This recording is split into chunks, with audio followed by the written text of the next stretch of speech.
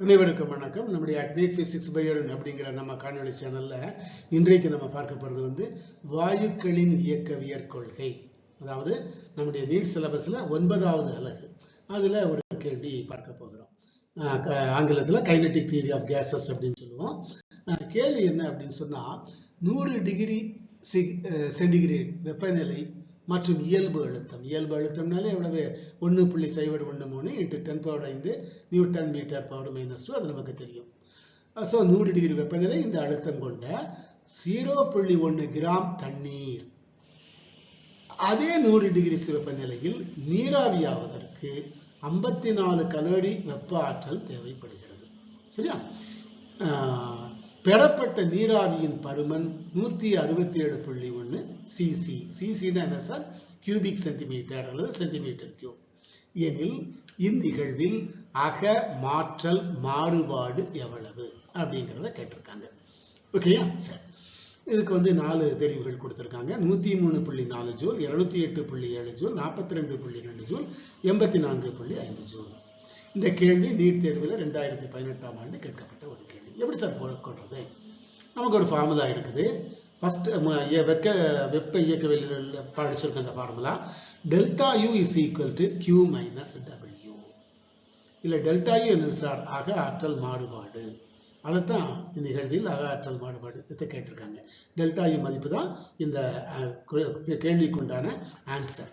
ஓகேயா? சரி, W என்பது PD. இதில் W என்பது PdV, Q என்பது என்ன சார்? Qங்கிறதா நம்ம கொடுத்த வெப்ப நீராவி அதை எடுத்துக்கொள்ளக்கூடிய வெப்ப ஆற்றல் 54 கலோரி. அதை பற்றி இங்கே ஒன்றும் போடலை சார், அடுத்த ஸ்லைடில் போடுவோம் அது. இப்போ W is equal to PdV. W என்னது? செய்யப்பட்ட வேலை. அதாவது இந்த தண்ணீர் நீராவியா மாறுறதுங்கிறது ஒரு வேலை தானே, அதுக்கு எவ்வளவு வேலை செஞ்சிருக்கு அப்படிங்கிறது. நீராவியாகும் போது அவருடைய அக ஆற்றல் அதிகரிக்கும், அது இவ்வளவு தான் ஆன்சர். சரி, இந்த பீடியில் P என்பது அழுத்தம் 1.013 × 10⁵ newton per metre square. dV என்பது பருமன் வேறுபாடு. பருமன் வேறுபாடு அப்படின்னு என்ன சார் அர்த்தம்? நீராவியாக இருக்கும்போது என்ன பருமன், தண்ணீராக இருக்கும்போது என்ன பருமன். சரியா? ஏன்னா தண்ணீராக இருக்கும்போது ரொம்ப வால்யூம் கம்மியாக இருக்கும், பருமன் கம்மியாக இருக்கும். நீராவியாகும் போது ஆக்குபை மோர் ஸ்பேஸ், நிறைய இடத்த அதை அடைச்சிக்கிடும் இல்லையா? சரி, விஎஸ்னா நீராவியின் பருமன். அது எவ்வளவு கொடுத்துருக்காங்க? 167.1 சிசி. நான் முதல்ல சொன்ன சிசினா சென்டிமீட்டர் கியூப் அல்லது கியூபிக் சென்டிமீட்டர். ஆனால் நம்ம கணக்கு போடும்போது இதை என்ன மாற்றணும்? இதுக்கு மாற்றணும். இதுக்கு SI யூனிட்டுக்கு மாற்றணும். அது எப்படி sir? × 10⁻⁻6 metre cube. 167.1 × 10⁻⁻6 metre cube. இதே மாதிரி VW அது கொடுத்துருக்காங்களா சார்? கொடுக்கல, வேற மாதிரி கொடுத்துருக்காங்க. VW இஸ் ஈக்குவல் டு தண்ணீரின் பருமன். எப்படி சார் கண்டுபிடிக்கிறது? நமக்கு தெரியும், அடர்த்தி இஸ் ஈக்குவல் டு நிறை பை பருமன். அப்போ பருமன் இஸ் ஈக்குவல் டு நிறை பை அடர்த்தி. அடர்த்தி இங்கே கொண்டு வந்துரு, நிறை பை அடர்த்தி. நிறை எவ்வளவு சார் கொடுத்துருக்காங்களா? 0.1 கிராம். அதுதான் நிறை. ஸோ அந்த 0.1 கிராமையும் நம்ம எப்படி எழுதணும்? கிலோகிராமா மாற்றி எழுதணும். அப்போ 0.1 கிராம்னா 0.1 × 10⁻³ கிலோகிராம். அடர்த்தி, என்னுடைய அடர்த்தி, தண்ணீரினுடைய அடர்த்தி. தண்ணீர் அடர்த்தி எவ்வளவு sir? 1000 kilogram per metre cube. 1000. அப்போ 0.1 இந்த 1000ங்கிறது 10⁻+3. இது மேலே போனால் 10⁻−3 ஆகும். அப்போ 0.1 × 10⁻6 மீட்டர் கியூப். அப்போ இதுவும் மீட்டர் கியூப் தான், இதுவும் மீட்டர் கியூப் தான். அப்போ dV இஸ் ஈக்குவல் டு எவ்வளவு சார்? இந்த இருக்குல்ல, VS - VW. VS எவ்வளவு? 167.1 × 10⁻⁻6. இது எவ்வளவு சார்? வெறும் 0.1 × 10⁻⁻6 மீட்டர். அப்போ 10⁻⁻6 காமன் எடுத்துடலாம். 167.1 - 0.1, அப்போ வெறும் 167 மட்டும். dV is equal to 167 × 10⁻⁻6 metre cube. ஓகேயா? அப்போ இந்த PdVல P கண்டுபிடிச்சாச்சு, P கொடுத்துருக்காங்க, dV கண்டுபிடிச்சிட்டோம், அதை எழுதிடலாம். Q 54 calorie. இந்த அது கூட 54 கலோரின்னு கொடுத்துருக்காங்க. நம்ம என்ன மாற்றணும்? ஜூலாக அதை மாற்ற வேண்டும்.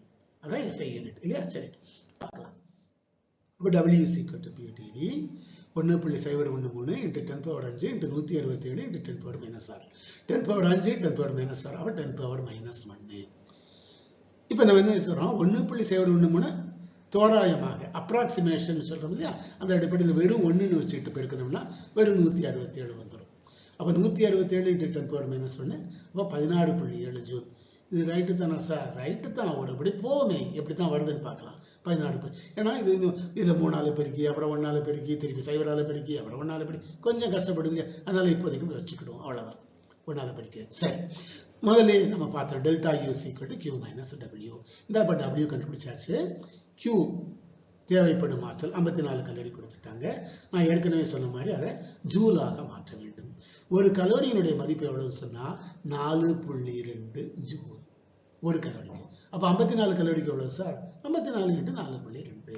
இதை பெருக்கணும் என்ன சார் வரும்? இதை பாருங்க, 2 × 54, 2 × 50 100, 2 8, 108. அப்ப 108க்கு 8, மீதி 10. சரியா? 2 × 50, 4 × 54 எவ்வளவு சார்? 4 × 50 200, 4 16, 216. ஏற்கனவே இங்க ஒரு 10 மீதி வச்சிருந்தோம், 226. அவ்வளவு, very simple. So 226.8 joule.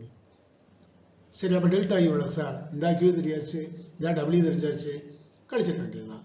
Delta you = 226.8 226.8 - 16.7 - 16.7 கழிச்சு என்ன சார் வரும்? 210.1. சார் இப்படி ஒரு ஆன்சர் கொடுக்கவே இல்லை சார், கொடுக்கல. ஆனால் அங்கே என்னெல்லாம் கொடுத்துருக்காங்க? 100 சம்திங் கொடுத்தாங்க, 208.7 கொடுத்தாங்க, 82 கொடுத்தாங்க, 45 கொடுத்தாங்க. அப்போ இதுதான் பக்கத்தில் இருக்கு இல்லையா? அப்போ 208.7 ஜூல்.